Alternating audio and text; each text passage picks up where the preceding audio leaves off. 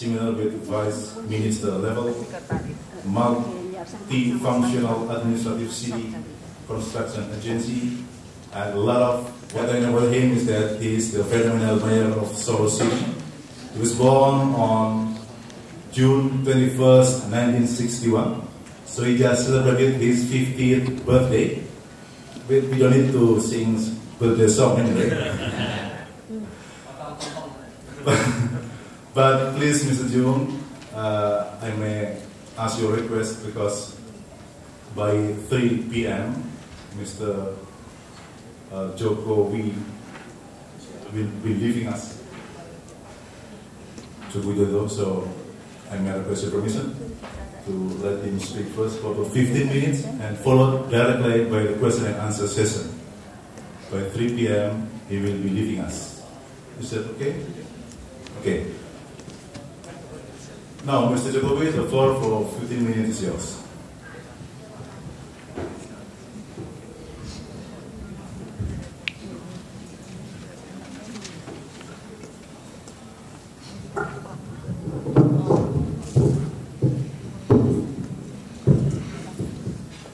Assalamualaikum warahmatullahi wabarakatuh. Distinguished ladies and gentlemen, for this presentation, I'm going to deliver in Bahasa Indonesia, and I hope my delivery will give you a picture how to manage our public service, how to manage our city.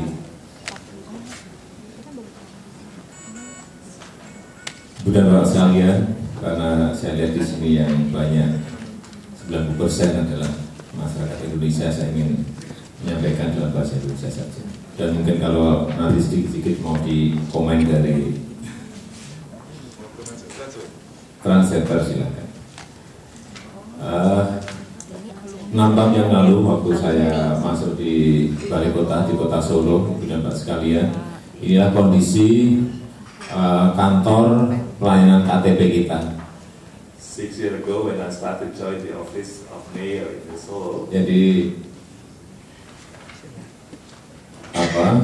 kantornya tertutup, kemudian kursinya juga seperti itu, dan kalau kita ingin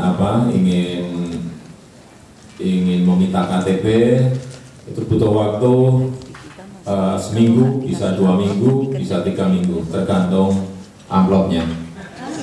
This was the previous pictures of my office 6 years ago. When you have to apply for citizen card, KTP, sometimes it takes you about 2 or 3 weeks time.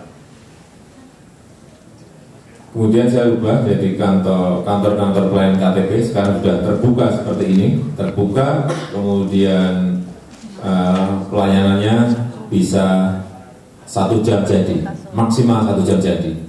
Now we have a new office and we have revised the layout of the office and becomes very open and nice to see. And now the service is even improved. If you apply for the KTP, for the ID card, you can have it within less than 1 hour. Jadi ada, kalau dulu datang nggak pakai antri, sekarang datang harus antri dulu. Kemudian kursinya, kalau tadi kursinya pakai sen, kursinya sudah sofa, sudah ada air condition, artinya masyarakat harus kita layani. Now we have a queuing line system, so they can sit in comfortable in the seat over there. Used to be you have to sit somewhere around the office. Not nice, it's very hot. It's not very cool right now.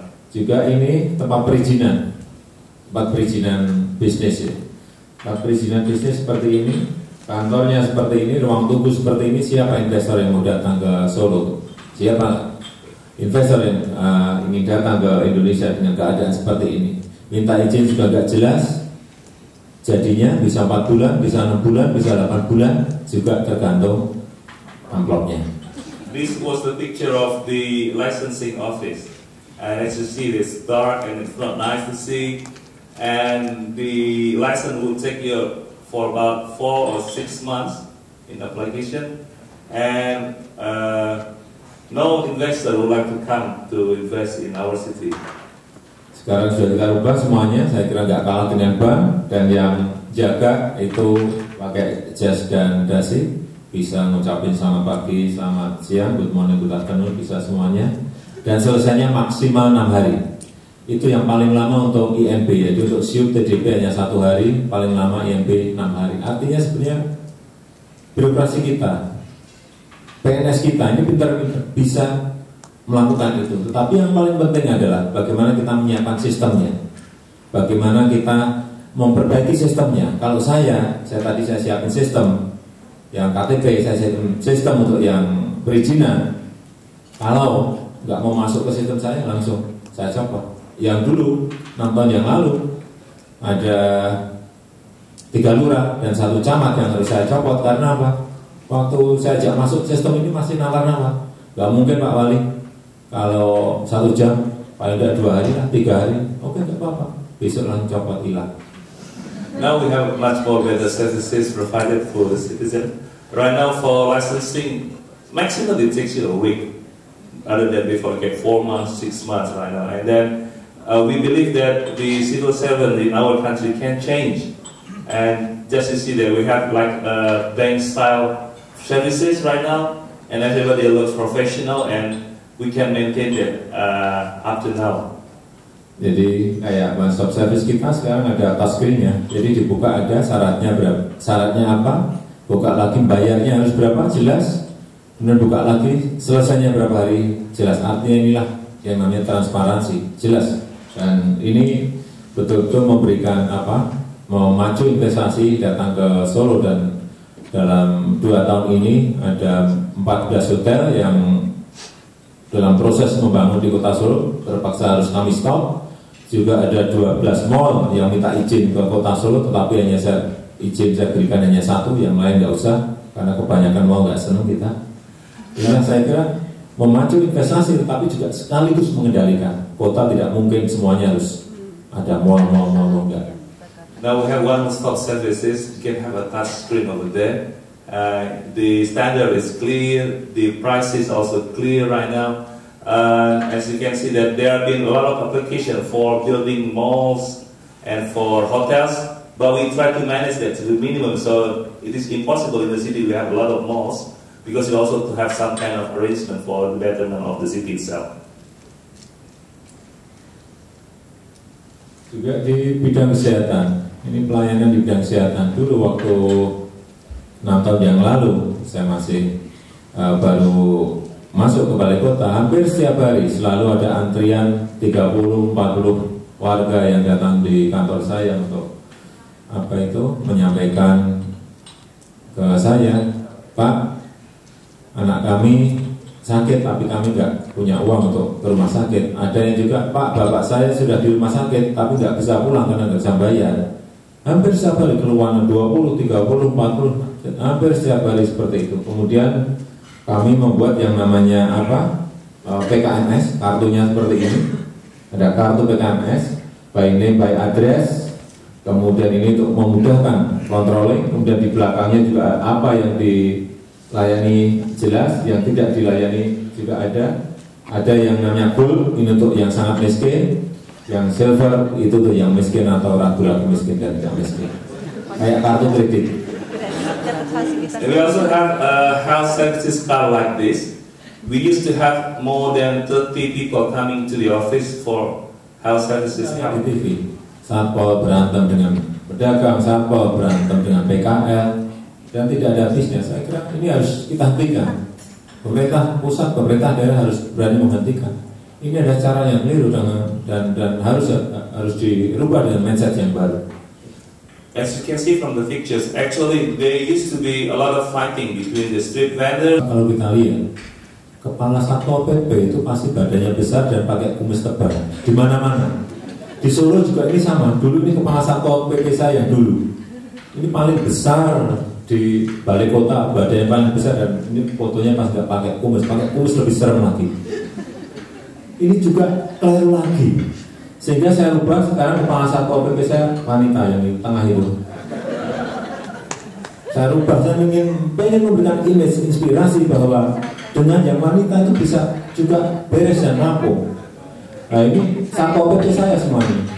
pakai seragamnya kayak gini, ini yang tengah itu kepala satpolnya, jangan dipikir ini apa ratu kecantikan, bukan. Itu kepala satpol PP yang disebut. We also try to change the image of Kalau yang namanya satpol itu mesti seperti itu. Jadi waktu 6 tahun yang lalu saya baru masuk di balai kota 2 bulan, 3 bulan, kepala satpol PP-nya masuk ke ruangan saya. Pak Wali, nanti tahun depan kami minta ditambahi bendungan 600. Saya udah geleng-geleng. Tambahin tamennya 600. Minta apa ini? Pistol, minta 4. Ini mau membunuh rakyat, mau gebuki rakyat, atau mau menjadi memberikan public service yang baik, memberikan pelayanan kepada masyarakat yang baik. Ini sudah bayar lagi. Sehingga pada saat itu langsung saya bentak. Besok bendungan tameng yang kita punya sekarang masukkan gudang, kasih kunci, jangan dipakai lagi. Kayak gitu Pak, diam saya. Lah nanti Pak, kalau dengan PKL gimana? Saya ajari. We used to have security with. Ini cerita sedikit mengenai kembali ke PKL. Ini ada salah satu contoh yang kami lakukan. Sekarang kita sudah menata 23 lokasi. Ini salah satu lokasi yang besar, yang paling sulit yang kita ingin pindahkan. Di sini ada 989 PKL, sudah di situ 20 tahun.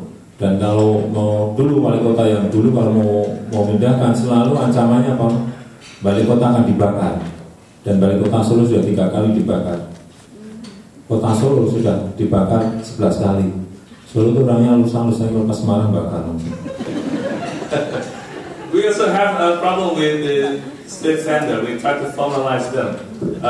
It was very difficult to ask them to move from the public area because they're trying to burn down the city hall. And the city hall has been burned down for 3 times, as well as the city itself has been burned down for 11 times. But through communication, now everything will change, and the way we treat them, so they will obey and have the communication better too right now. Ini ruang terbuka hijau dipakai untuk PKL, kemudian ini satu area, kemudian jalan dipakai untuk PKL, kemudian mereka menetap di situ, buat sumur di situ, buat WC di situ, tidur di situ. Jadinya seperti ini. Satu tempat ada 989 PKL.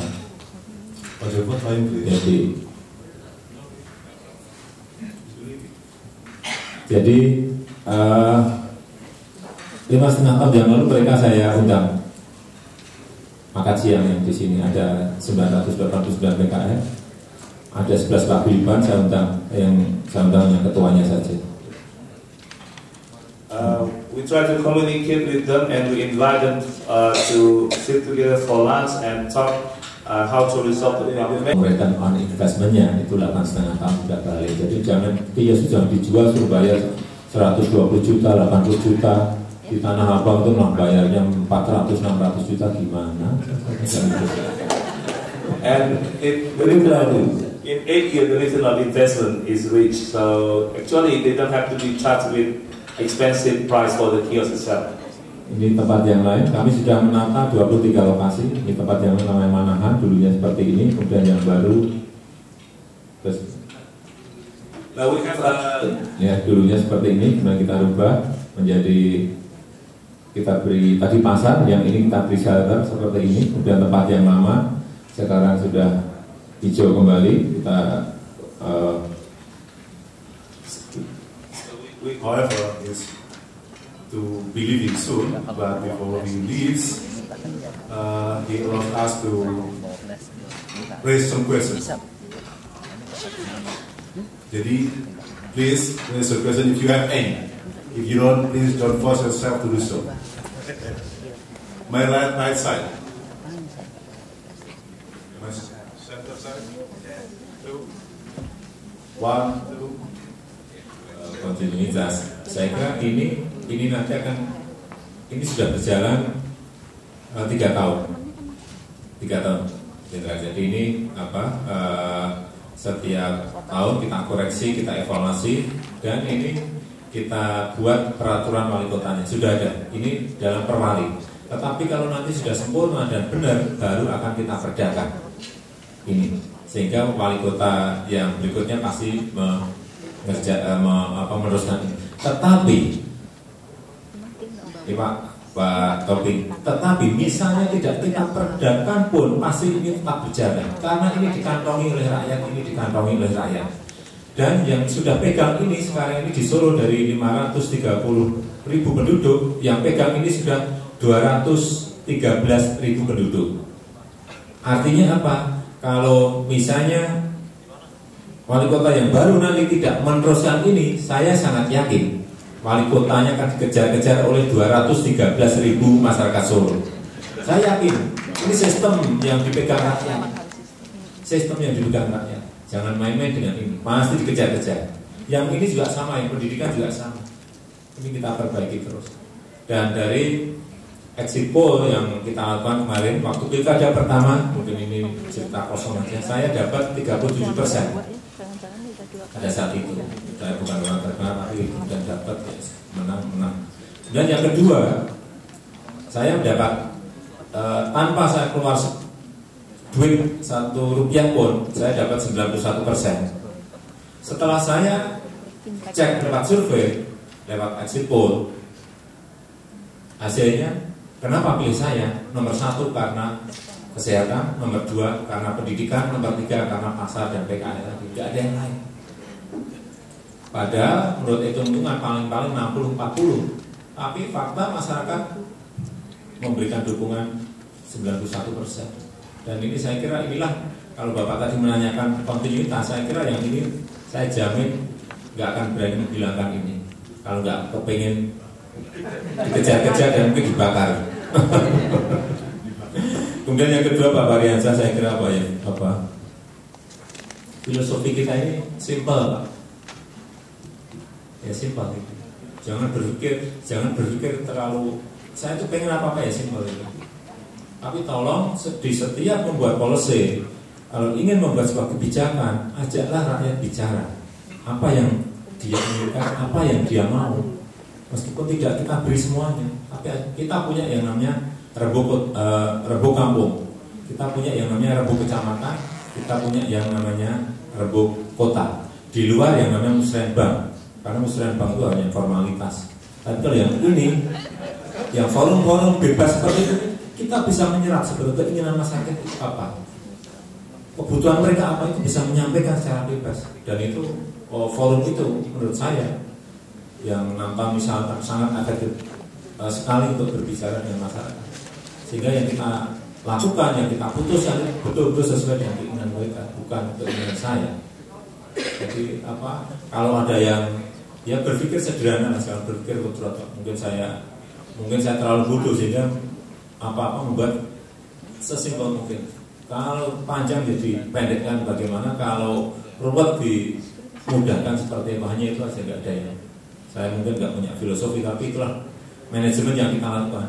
Untuk kota juga sama, ada manajemen produk, ada manajemen brandnya, ada manajemen customernya, semuanya kita garap. Dan yang bergerak, kalau menurut saya masyarakat yang paling penting, bukan birokrasinya, bukan pimpinannya. Kalau masyarakat sudah bergerak ini anunya cepat sekali. Saya kira itu yang bisa saya sampaikan. Sekali lagi saya mohon maaf karena jam 4:30 harus flight kembali, dan sekali lagi terima kasih. Big hand for him. On behalf of the committee and the participants, I'd like to thank for your excellent speech.